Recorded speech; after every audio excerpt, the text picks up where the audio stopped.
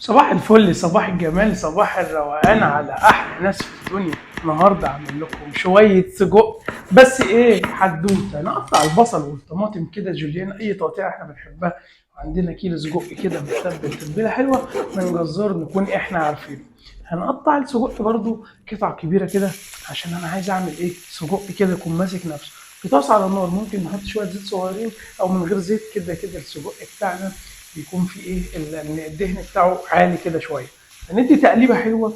السجق مش بياخد وقت في التسويه، فاحنا طبعا مقطعين شويه بصل جوليان وشويه فلفل حامي اخضر وفلفل رومي اخضر.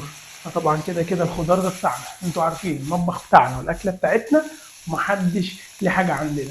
اول بقى ما نبدا السجق يبدا يطرى كده، نحط فصين توم ونكمل تقليب. السجق لازم نقلب فيه كله كده مع بعض. انا عايز الجوسي بتاع السجق ياخد الخضار ده كله. نحط الطماطم ونبدا نتبل بملح وشويه فلفل وشويه كزبره ناشفه وشويه بابريكا وشويه كمون. يا لهوي هذه حلوه. طبعا سهل بسيط. احنا مش محتاجين بقى ناكله في الشارع، ده الساندوتش في الشارع بقى دخل في ال 18 و20 جنيه وبنسمع حاجات غريبه.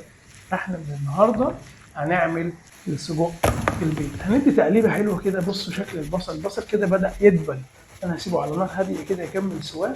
وعندي بقى فينو. الفينو ده انا جايب رغيف بنص جنيه دلوقتي، متهيألي ابو سمسم ده. انا فتحته كده فتحه حلوه. وبعد كده هبدأ اعمل كل بقى العيش بتاعي كله. في الاخر عندي شويه بقدونس، هفرم البقدونس فرمه حلوه كده. وفي الاخر احطه النهارده على بعمل السجق، لكم ادي شويه تقريبا كده سجق. السجق بصوا بتاعنا حلوين. خلص. حطيت ايه ده يا البقدونس حدوته ده؟ يبقى نشيل انا السجق. النهارده هنجيب الفينو جدع. بتاعنا ونبدا بيبقى حوالي نحط 10 الساندوتش. رغيفه.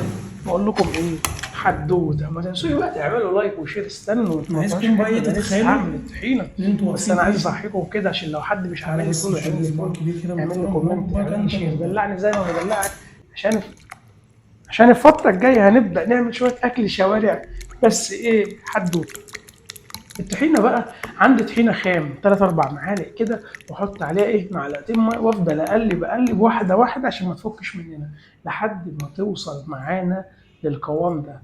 بقول لكم إيه سهلة وبسيطة. هنتبل بنفس التوابل، شوية كمون وشوية شطة وشوية ملح.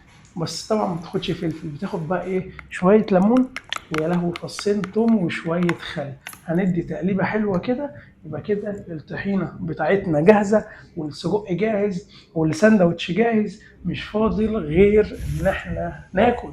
هنغرق بقى الطحينة كده على السجق ونبدأ بقى نسحب اول ساندوتش والتاني ساندوتش. ما تنساش بقى تعمل لايك وشير وصحيني كده. وقول الحلقة الجاية عايز تاكل ايه. اشوفكم في حلقة جديدة.